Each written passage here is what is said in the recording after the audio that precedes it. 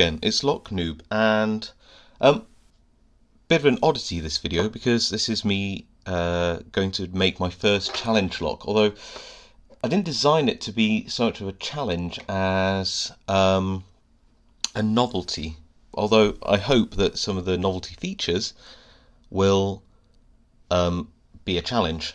So the idea for my challenge lock, and I've got this very nice brand new Avocet 6-pin rim cylinder, and what I'd like to do is, what I wanted to do, should I say, is make 5 custom pins for this. Keep one standard set of pins in there, just to keep the lock straight, and you'll see why in a minute. And you'll probably have noticed by the title of this video, this is called Checkers and Chess, and if I show you the pins, hopefully you'll see why. So this pin here is my queen pin. There we go, that's a queen. Lie that down. I have a bishop pin with a little cutout there, a bishop. These are all milled using a Dremel multi-tool, and then hand finished. This is my castle or rook piece, there we go. And this one here is my pawn, this little pawn. This one's about 4 mils, all the rest are 4.5 and 5 mils. Because of the rounded points, I wanted to make sure that there's some wafers sat protecting it, so I made some wafers. This is where the checkers and chess come in, because if I show you my checkers, then I created a serrated pin, which I hope looked like a stack of checkers as well. So there you go, so checkers and chess. What I want to do is then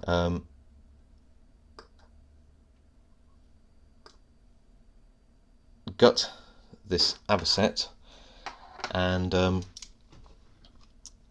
see what we can do in terms of repinning it, keeping the key pin standard, and making my checkers and chess lock. So this is an E-clip, but hopefully we can get that out without too much fuss.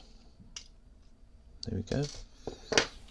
I've got my key, so I should then be able to remove the core, and I need a follower, so I'll use a standard follower.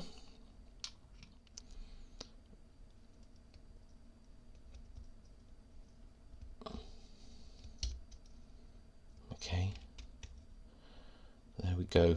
Right, so there's the key pins all nice. I've got my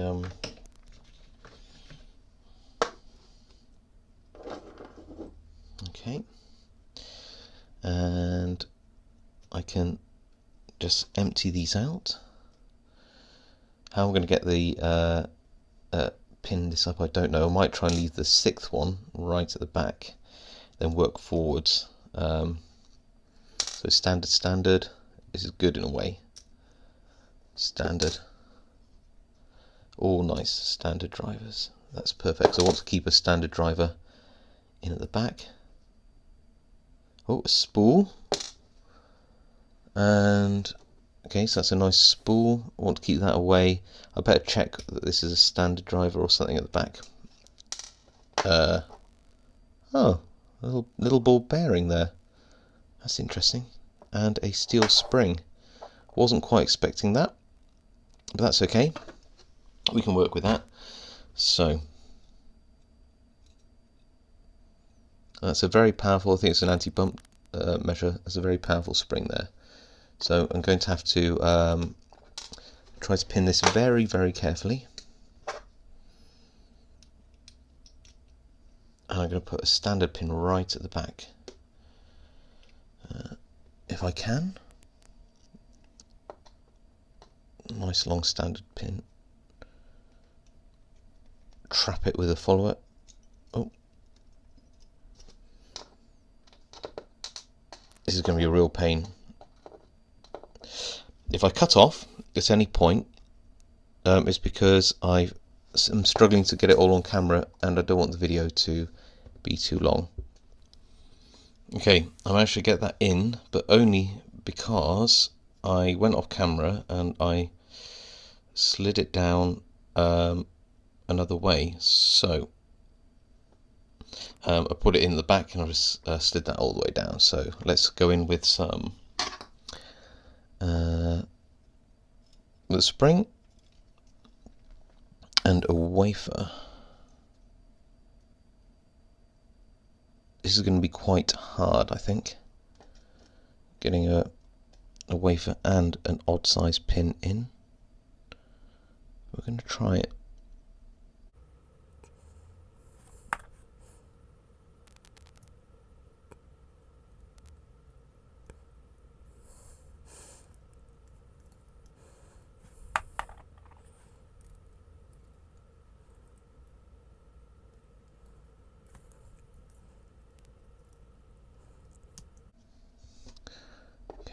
So I've got the wafer in.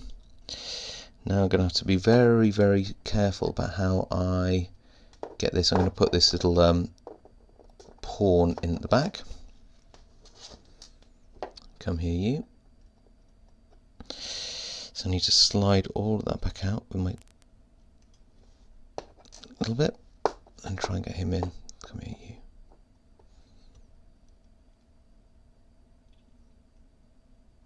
Okay. And slide, and I think we've got it. Got it. Okay, that's 5. So I've got a nice standard pin at the back, nice strong spring. I'm going to put a serrated at the front, so I'm going to put my queen in next, I think. Get another wafer. Oh, and a spring, that would help.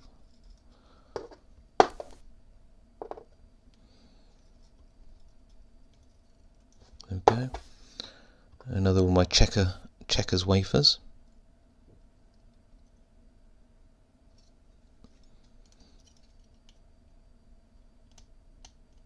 Okay, and turn the queen upside down.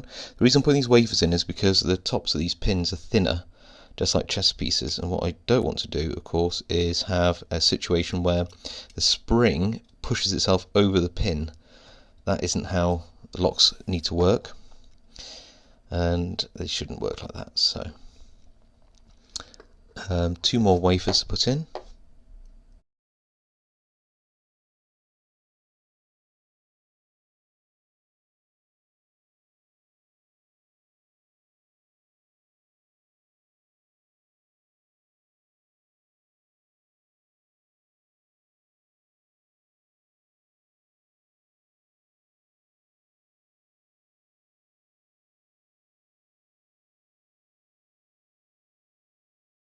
You just sit it on top of the spring and then move that over. Right.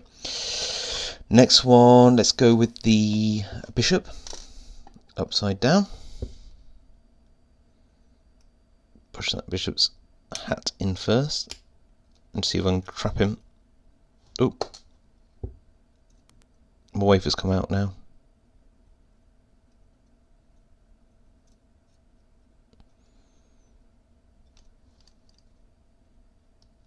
Get back in there, wafer. Got it. Right, let's try that bishop again. I hope after all this the lock actually works. That'd be devastating if it didn't. Here we go.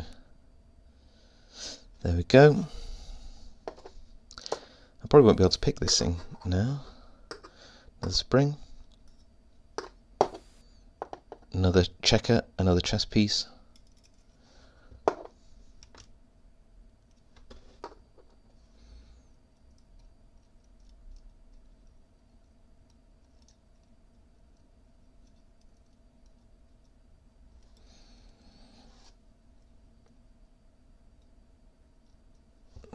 There we go, and I'm going to put my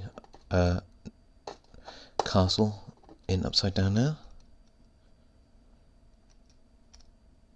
Trap him. There we go. And finally, my stack of checkers, or my serrated pin.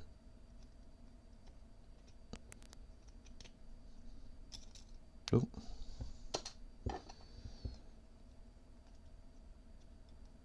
Okay. Now let's follow it back out with this, making sure that the pins are separate.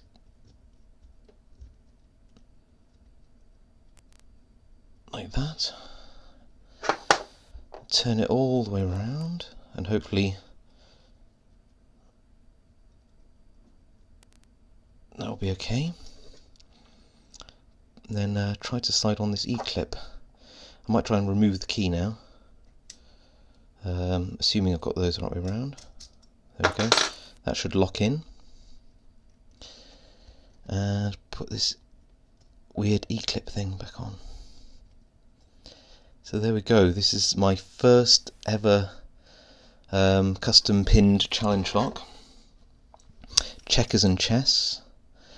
At some point I might even try to pick it and see how I get on, but yeah, I don't know what all my pinning is done to the lock, so it might make it very easy to pick now, or just be impossible. So let's just check if that key works. So we go.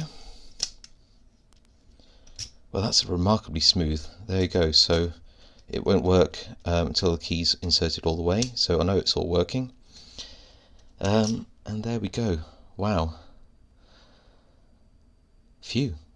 That's it. I hope you enjoyed that. I hope you like my pins. I'm quite proud of them. And here are all the leftover pins from the other sets, including that anti-bump ball, which I've never seen before, but that's quite interesting for me. And that looks like the other set has I thought it was a spool, it's actually a mushroom pin. There we go, good stuff. Thanks guys, see you next time.